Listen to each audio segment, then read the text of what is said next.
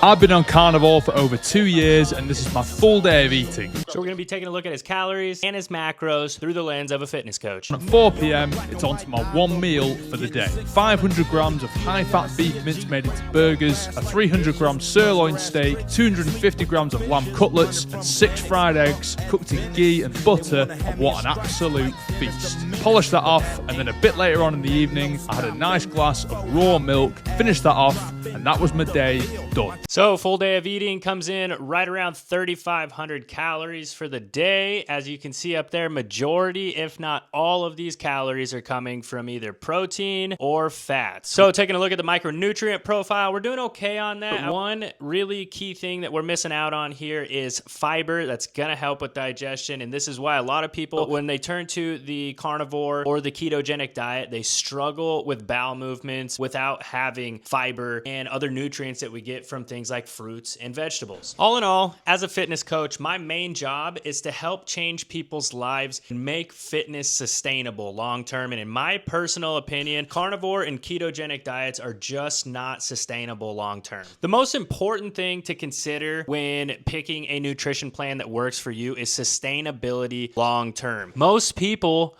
want it now, and that's why diets like these are so popular, because you do lose weight rather quickly, but you need to understand the process behind it and why it can be implemented as a tool, but it's not long-term sustainable. And one of the main reasons why ketogenic and carnivore diets work to lose weight so rapidly in such a short amount of time is because of ketosis. When your body stops burning carbohydrates as fuel, it turns to your fat stores inside, which can make you feel pretty good and energetic, but over long term, it's going to affect your well-being, your blood markers, and many other things. So all in all, this is not a bad day's worth of eating. However, I do have a few recommendations that I would implement if this was a client of mine. One being, let's get a lot more fruits and vegetables. That will help with our micronutrient profile, as well as getting some additional fiber into our diet. And that leads me into my second recommendation, which is increase the fiber that we're getting throughout the day. Fiber is really good for satiety as well as digestive health. 3, I recommend getting a decent amount of carbohydrates. They give you a good fuel for your workout. They make you feel good and they give you lots of energy. And last but not least, in terms of supplements, a good multivitamin in for the day, as well as electrolytes. I really hope this helps. Like and follow for more.